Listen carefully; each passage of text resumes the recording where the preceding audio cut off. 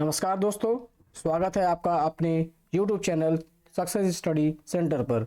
दोस्तों, आज हम वृद्धि और विकास की विभिन्न चरण में होने वाली परिवर्तन या विशेषताओं के बारे में जानेंगे। तो चलिए वीडियो शुरू करते हैं।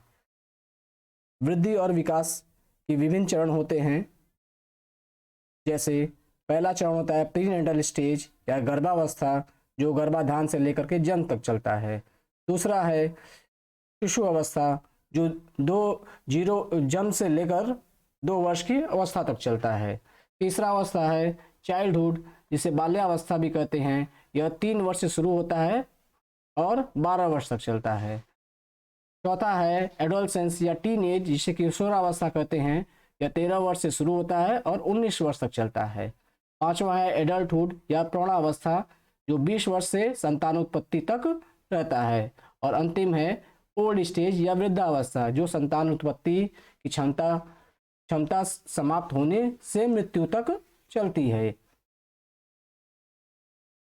आज हम लोग अलग अलग अवस्थाओं के विशेषताओं के बारे में चर्चा करेंगे। ऐसा पहला हम लोग जानेंगे शिशु अवस्था या इन्फेंसी। इस अवस्था में कौन कौन से विशेषताएं होती हैं, क्या क्या परिवर्तन होते हैं व्यक्ति में, इसके बारे में देखते हैं। पहला कि शिशुअवस्था जन्म से लेकर 2 वर्ष की आयु की तक की अवस्था को कहा जाता है। इस अवस्था में वृद्धि और विकास बहुत ही तेज गति से या तीव्र गति से होती है। बच्चे प्राय दूसरों पर निर्भर होते हैं, मतलब ये अपना काम स्वयं नहीं करते हैं बल्कि दूसरों पर पूर्ण रूप से निर्भर होते हैं। इस अवस्था में बच्चे बहुत ही हठी होते हैं, स्वयं को ठीक तथा दूसरे को गलत समझते हैं। इस उम्र में बच्चे बहुत ही जिद करते हैं, किसी बात को लेकर के हट करते हैं तथा हमेशा अपने आप को ठीक समझते हैं, दूसरे को हमेशा गलत समझते हैं। जबकि बच्चों को इस अवस्था में कल्पना करना अच्छा लगता है, वो कल्पनाओं को हमेशा करते रहते हैं। राजकुमारी परियों की कहानियां सुनना उनको बहुत ही अच्छा लगता है। अगला पॉइंट है, इस अवस्था में बच्चे अन्य में प्यार बांटना नहीं देख सकते। इस अवस्था में बच्चे अन्य में, यहाँ तक कि अपने सगे भाई या बहन में भी अपने माता पिता या किसी का प्यार बढ़ता नहीं देख सकते हैं। इस अवस्था में बच्चे अधिक क्रियाशील होते हैं। इस अवस्था में स्मरण शक्ति में काफ़ी वृद्धि होती है, अर्थात उनके याद करने की क्षमता में बहुत तेजी से वृद्धि होती है। भावनाओं का प्रदर्शन प्रायः गामक कौशल क्रियाओं या मोटर स्किल एक्टिविटीज़ के माध्यम से करते हैं। इसका मतलब है कि जो भी उनको अपना इमोशंस करना होता है वो प्रायः क्या करते हैं, मोटर स्किल्स के माध्यम से। जैसे उनको अगर अपनी बात मनवानी है तो रो करके, दौड़ करके, अपने हाथ पटक करके, पैर पटक करके, ऐसे इस मोटर एक्टिविटीज़ को करके ही वो इसको दर्शाते हैं। अगला है संवेग या इमोशन बहुत ही प्रबल, क्षणिक और अस्थिर होता है। इसका मतलब यह है कि इनका जो भी इमोशन होता है बहुत ही थोड़े समय के लिए होता है। यह तुरंत रोते हैं, तुरंत थोड़ी देर में हंसने लगेंगे, फिर किसी बात पे लेकर फिर गुस्सा हो जाते हैं। मतलब यह बहुत ही, इनका जो गुस्सा होता है या प्रेम होता है बहुत ही क्षणिक होता है।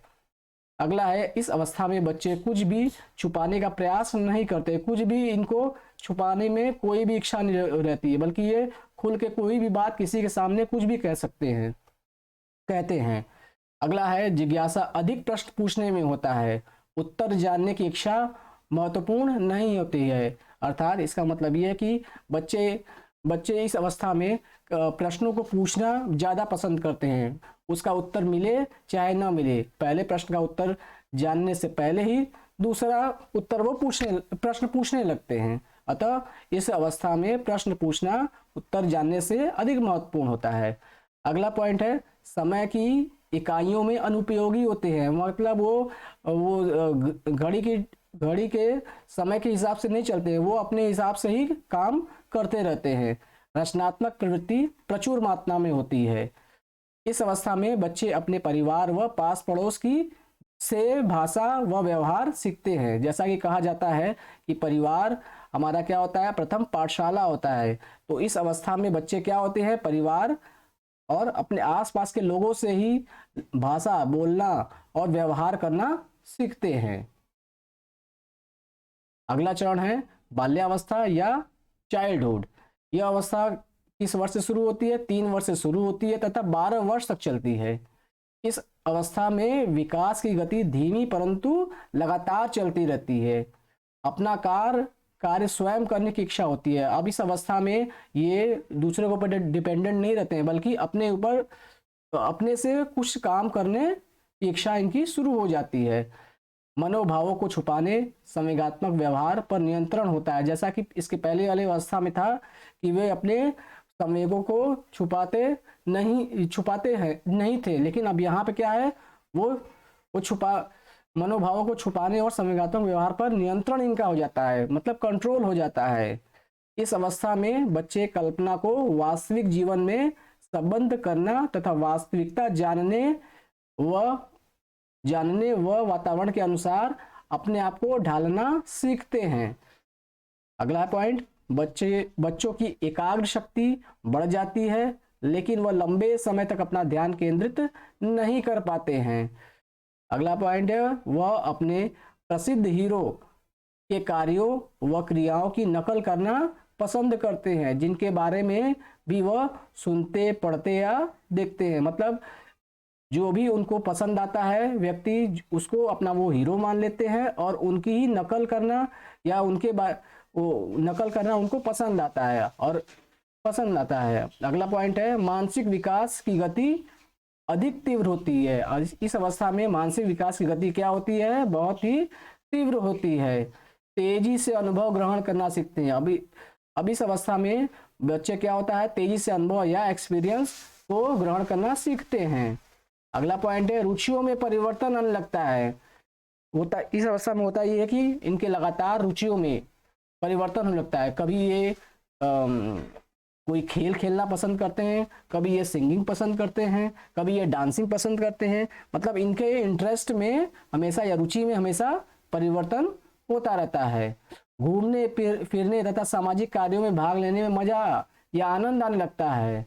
मनोरंजन के साधन में रुचि बढ़ जाती है, जैसे टीवी, मोबाइल आदि देखने की इनकी क्या होती है, रुचि बढ़ जाती है। अगला अवस्था है एडोलसेंस या टीनेज। यह अवस्था 13 वर्ष से शुरू होती है और 19 वर्ष तक चलती है, इसलिए इसे टीनेज कहा जाता है। एडोलसेंस नामक शब्द की उत्पत्ति लैटिन भाषा के एडोलास्कर शब्द से हुई है, जिसका अर्थ होता है परिपक्वता की ओर बढ़ना या टू ग्रो टू मैच्योरिटी होता है। इस अवस्था में अत्यधिक शारीरिक परिवर्तन होते हैं। इस अवस्था में लड़कियों की आवाज सुरीली या पतली हो जाती है, कोमल होती है और मधुर हो जाती है, जबकि लड़कों के चेहरे पर क्या होता है, दाढ़ी मूंछ आना शुरू हो जाता है। इस अवस्था में आलोचना करने की योग्यता, निर्णय लेने की योग्यता, नए विचारों, आदर्शों को ढूंढने की उत्सुकता का विकास होता है। अर्थात इस अवस्था में सही क्या है, गलत क्या है, इसके बारे में सोचना या आलोचना या उसको जज करने लगते हैं तथा अपना डिसीजन खुद लेने लगते हैं। इस अवस्था में उच्च आकांक्षाएं होती हैं, अतः वह कुछ बड़ा करने का, अपने जीवन में कुछ बड़ा करने का के बारे में सोचने लगते हैं। कार्य परिवार में भी परिवर्तन आते हैं। इस अवस्था में लगातार रुचियों में परिवर्तन आता है। अपने आप को आकर्षक या सुंदर बनाना इस अवस्था में बहुत ही अच्छा लगता है। अगला पॉइंट है, इस अवस्था में तीव्र मानसिक परिवर्तन होते हैं। कल्पना करने की क्षमता का अत्यधिक विकास होता है। समायोजन स्थापित करने में असमर्थता या कमी होती है। इस अवस्था में क्या होता है कि समायोजन स्थापित करने में, कोऑर्डिनेशन, चाहे वो अपने माता पिता हो, चाहे अपने गुरु हो, किसी से भी कोऑर्डिनेशन या समायोजन स्थापित करने में परेशानी होती है। विपरीत लिंग के प्रति आकर्षण बढ़ता है, मतलब मेल फीमेल की तरफ तथा फीमेल मेल की तरफ आकर्षित होते हैं। इस अवस्था में बच्चे अभिभावक व अध्यापक से असंतुष्ट रहते हैं। बच्चे अपने अभिभावक और अध्यापक सभी से क्या होते हैं, संतुष्ट होते हैं। उनकी हर बातों को सुनना या मानना पसंद नहीं करते हैं। संवेगात्मक रूप से पूर्ण विकसित होते हैं। संवेग अस्थायी, परिवर्तनशील तथा तीव्र होते हैं। इनके जो इमोशंस होते हैं या संवेग होते हैं अस्थायी होते हैं, परिवर्तनशील होते हैं तथा तीव्र होते हैं। अगला पॉइंट है, इस अवस्था में क्या होता है, आवश्यकता व सांसारिक शक्तियों के बीच क्या होता है, संघर्ष बना रहता है।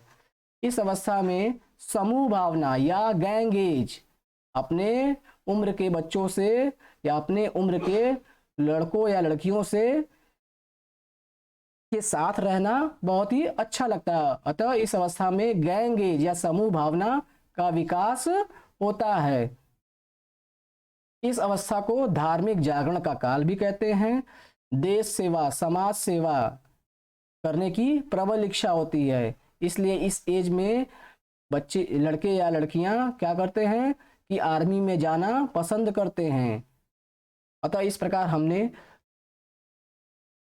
प्रकार हमने वृद्धि और विकास की विभिन्न अवस्थाओं की विशेषताओं के बारे में जाना। उम्मीद है आपको वीडियो पसंद आया होगा।